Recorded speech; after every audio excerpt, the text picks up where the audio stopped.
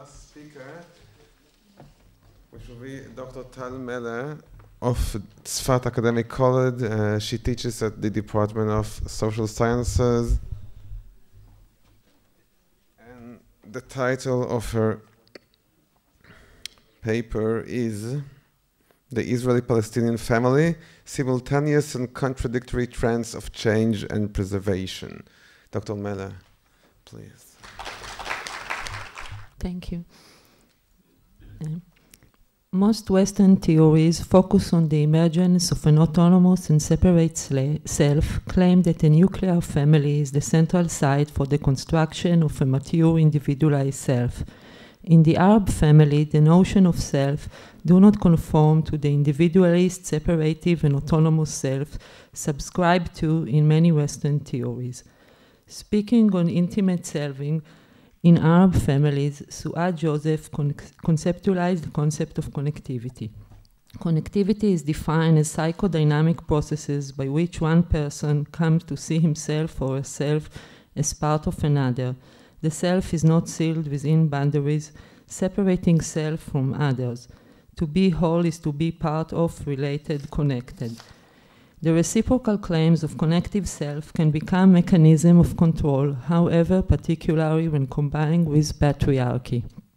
Patriarchy can help reproduce connectivity by crafting males and seniors prepared to direct the lives of females and juniors, and females and juniors prepared to respond to the direction of males and seniors.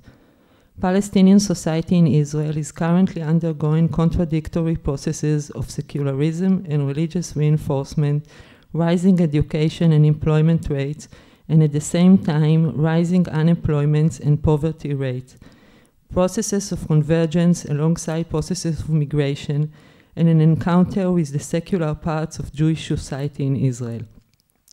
In this lecture, I will be asking under which condition is Suad Joseph's claim concerning the self that is invested in the needs of others maintained, and under which condition do the experience of women become more complex in terms of the negotiation they conduct. Which of these women are still in a situation that Candioti terms bargaining with patriarchy, and which of these women distance themselves to a place that reduces the place of the extended family in the world and maintain a more equal relationship with their partner and an autonomous nuclear family. In the absence of analytical models that enable an analysis of and engaging with complex social situations typifying Palestinian society in Israel today, the voice of Israel-Palestinian women continues to be silenced and preserve the construction of Palestinian society in Israel as an ostensibly homogeneous society that is primarily organized around traditionalism. In contrast with previous studies that address this society en bloc, I will argue that deciphering the varied and diverse context in the life of women in this society mandate the construction of these social categories. The differences between them need to be addressed, and an understanding need to be formulated regarding the implication inherent in their being a single social category. Placing multiplicity as a methodological framework enable expression and understanding of the discrete social location.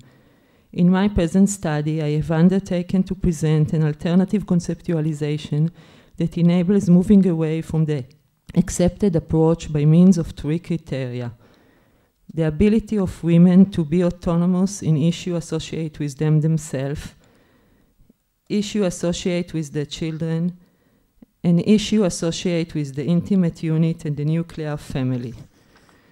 I wish to present data indicating the complexity concerning each of the above and ultimately arrive at a model that will enable me to conceptualize the complexity empirically emerging from the field with regard to contemporary family construct in Palestinian society in Israel. Of course, due to the time constraint, in this lecture I shall present only a small part of the data. But first I wish to present a theoretical and methodological basis for my lecture.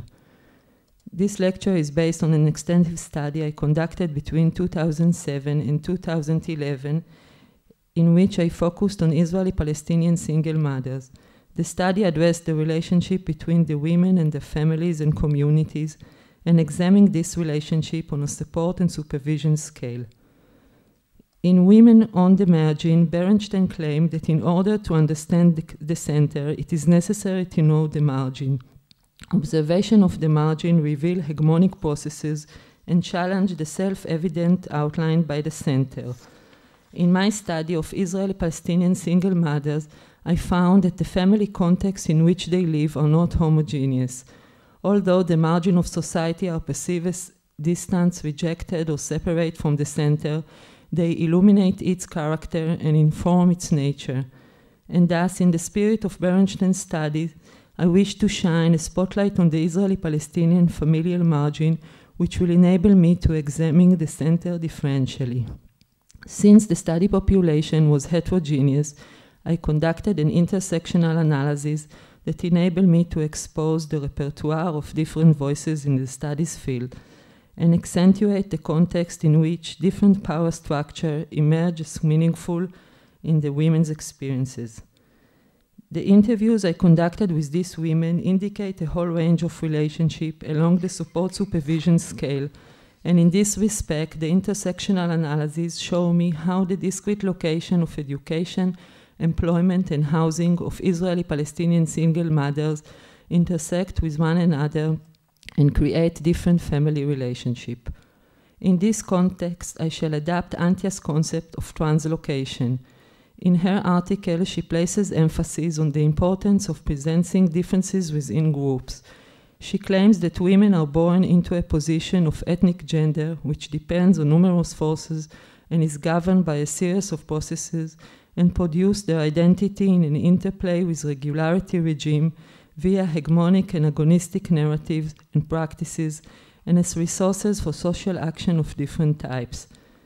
Thus, in my study, it emerged that classification of the women according to various variables create a typology of three discrete groups. Analysis of the interviews with the women in each of the categories reveal identical data concerning the different level of supervision imposed on them and the sources of power and autonomy at their disposal. A broader perspective produced three family constructs that exist simultaneously in Palestinian society in Israel and differ from one another in pattern of supervision and education and in the degree of autonomy afforded to the nuclear family unit. Following this insight, this year, I continue interviewing Israeli-Palestinian married women and mothers from different social backgrounds in order to examine in greater depth the condition influencing the shaping of Palestinian families in Israel and which resources influence the heterogeneity of Palestinian family structure in Israel today. In this lecture, I shall focus on Muslim families and show that those categories are not uniform. The family structure is shaped by cultural and traditional rules, and the opportunity structure of the Palestinian minority in Israel in general, and of Palestinian women in particular. This result in different religious, class, or educational position enable a completely different connection with the patriarchal structure and different opportunity. In the time remaining, I wish to present a typology I created, namely the three family structure. This group includes families living in rural localities, some in Israel geographic periphery. The women and men are not educated, some with only elementary education. They work in non-professional occupation. Their income is meager and irregular. Most of the married women in this group wear religious head covering. These families are the third generation of socioeconomic marginality and disadvantage. Emerging from the interview is that a social and extended family context permeates virtually every aspect of life, leaving the nuclear family unit without autonomy. Dina described it as follows. There is a lot of barriers here. As Arab, that's first, but also as a blocking society. All the custom, the social event, we all have to hold. All that affect our outlook and our soul, our decision. For example, there are things that me and her father blocked. For example, short clothes and all that. Because of society, not because we believe in it. We don't want to go against. Depicted between the lines is society's power. its tangibility and its supremacy over the individual. Society and the extended family are not portrayed as a support network or a strengthening force, but as exerting tangible power over its members and influencing their behavior. The picture emerging from the interview is one of inability to sustain an autonomous nuclear family unit. For many of the interview, it emerged that the husband family feel that interfering in the nuclear unit's day-to-day life is legitimate and acts to create a single boundary-free extended family unit. The interference permeates all aspects of life, even if the couple wants to preserve autonomy.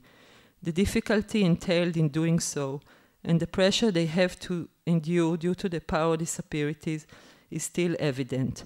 These family models enable the husband parents to interfere in matters concerning the children as well.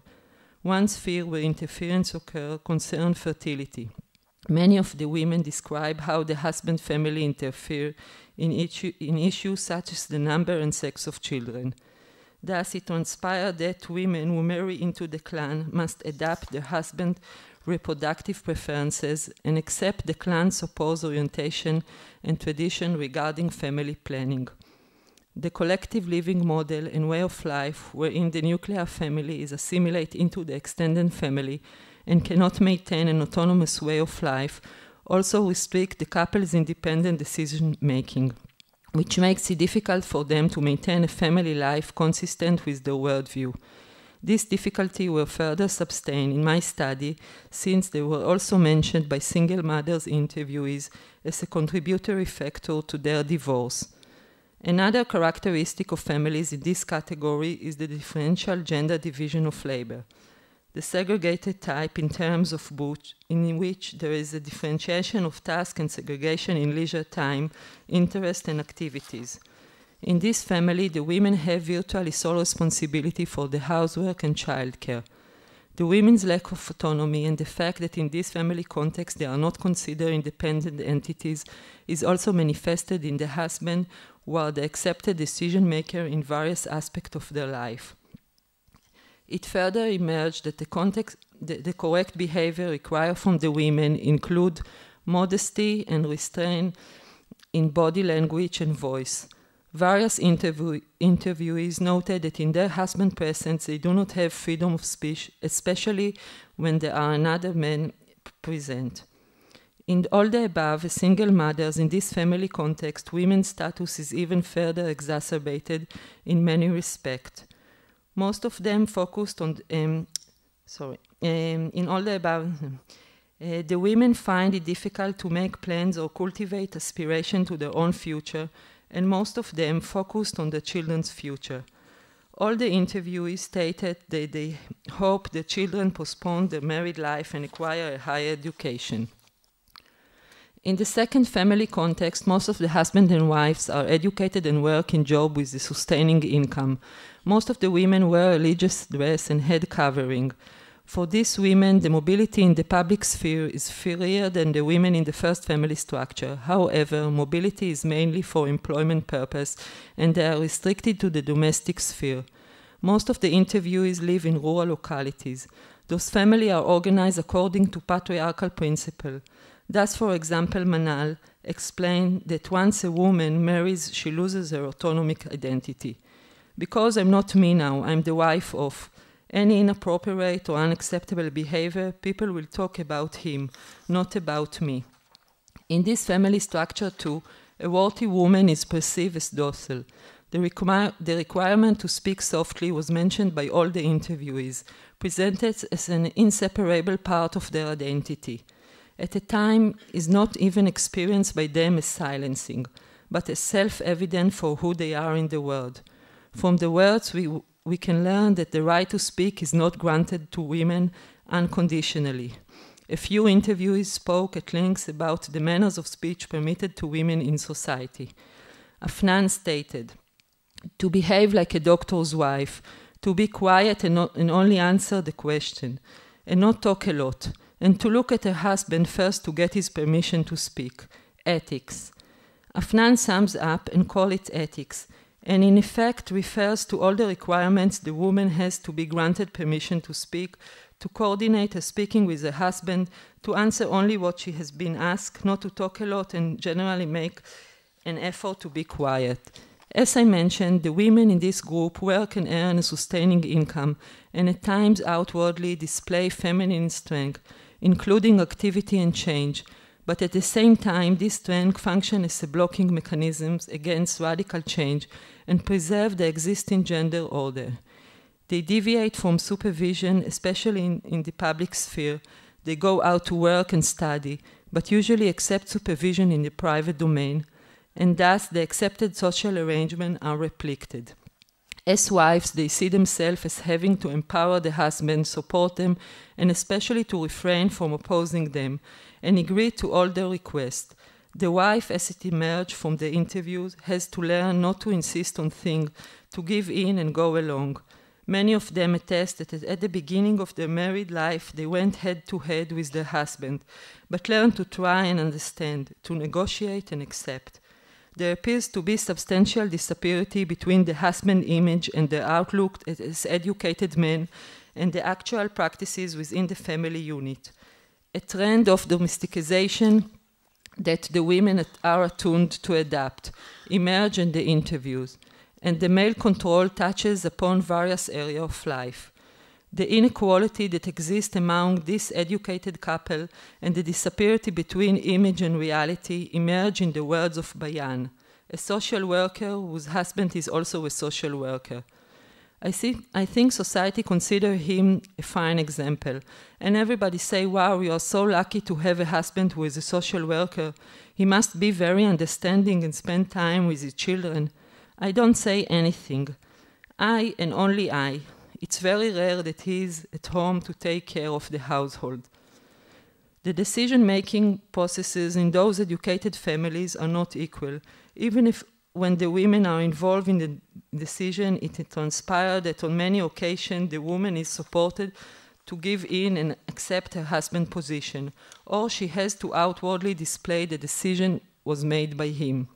As they explain, the equal relationship patterns that include joint decision-making processes draw criticism from the husband, parents, and the environment. I will briefly note that gender inequality is also expressed in the message conveyed to the children. In these families, the gender-differentiated socialization patterns are passed on to the children, for example, refraining from sending girls on annual school trips.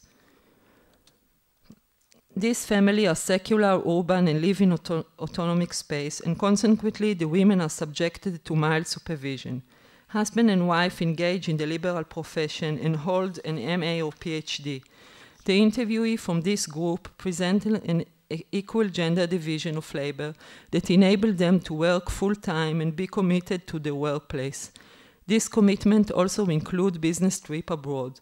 Leading an urban lifestyle, these families maintain the kind of schedule maintained by upper middle class Jewish families.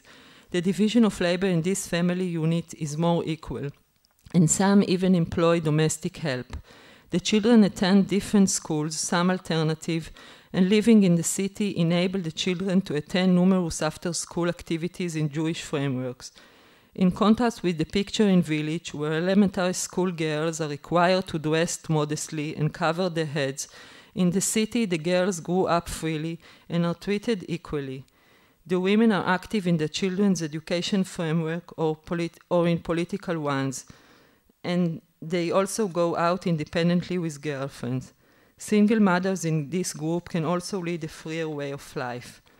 Due to the time constraint, the main theme I wish to note regarding this family structure is the sense of freedom that emerged from the interview, which is associated with living in a city and disengaging from society in the village.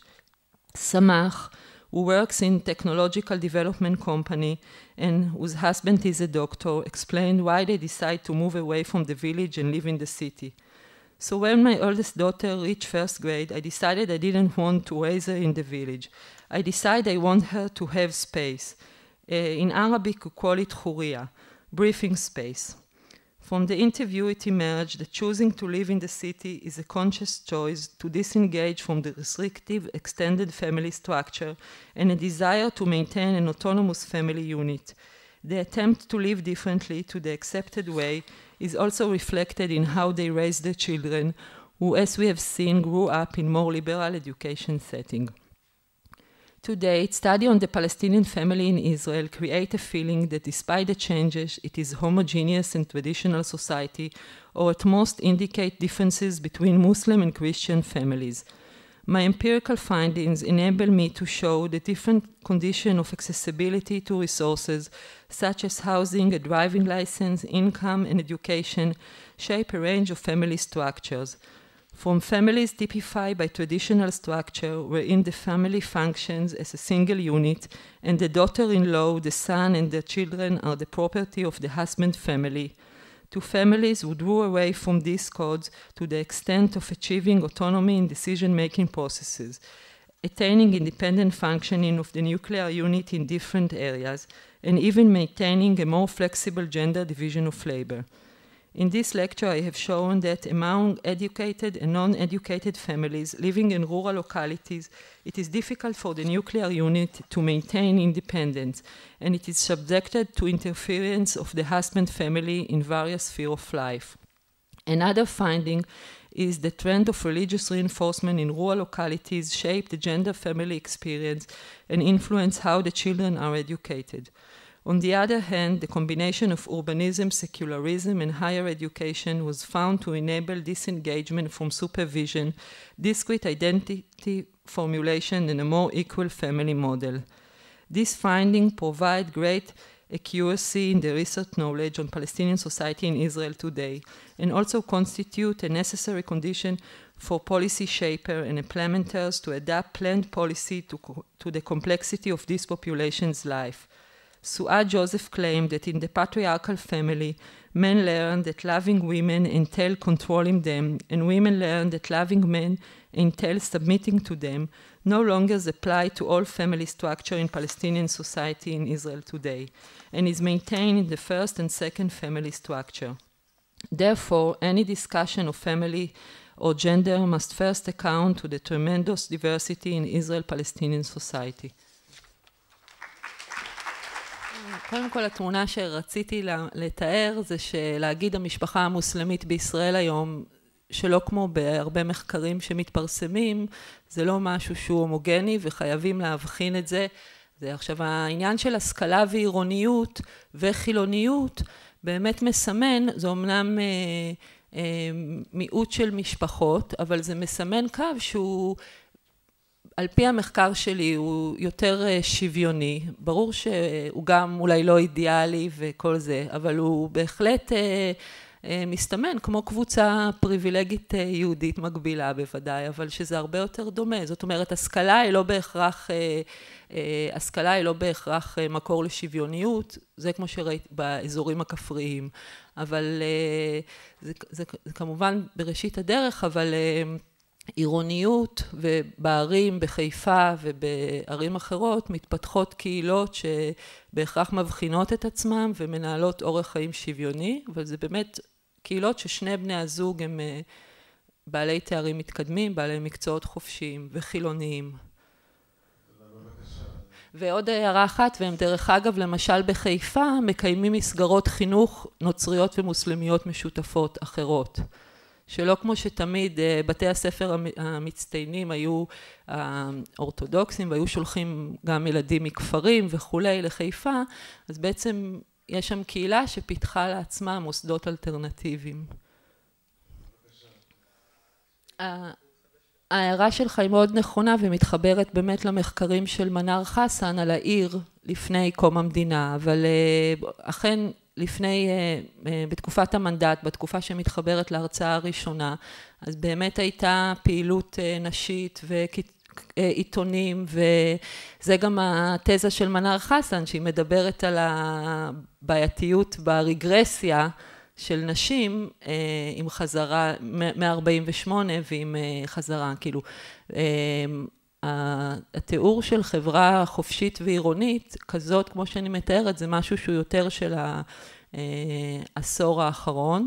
היה איזשהו פער, כי לצד זה המשפחות המשכילות הכפריות שאני חוקרת אותן, זה גם יכול להיות שאנשים הם בעלות תואר שני ובמקצועות חופשיים, אבל כמו שניסיתי להבהיר, בעצם יש פער מאוד מאוד גדול בין הפעילות שלהם והאופן שבו אנחנו רואים אותם כלפי חוץ ויכולים לדבר על שיעור ההשכלה שעולה בקרב נשים פלסטיניות ישראליות, אבל לבין תהליכים של ביות ואי שוויון וחזרה עם התחזקות דתית ונשים שהן יכולות לעבוד במקום, במקצוע חופשי, אבל הן למשל לא יכולות, לא מקובל שהם יצאו לטיולים במסגרת העבודה. או באמת העניין של כיסוי ראש ולבוש דתי לבנות שהוא היום מאוד מקובל כבר מכיתות ג' ד' והפרדה מאוד מוחלטת בין.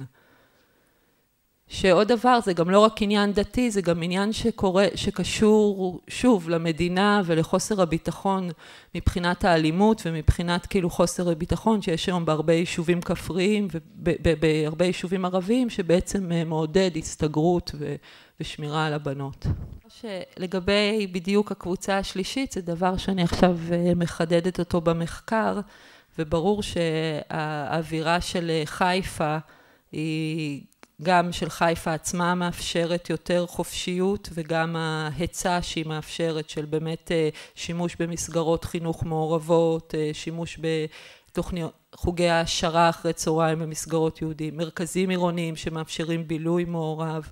אז חיפה היא יוצאת דופן בעניין הזה, מנאמר נצרת ושפרעם. יכול להיות שאני אצטרך עוד לייחד את זה לעוד מבנה ביניים כזה.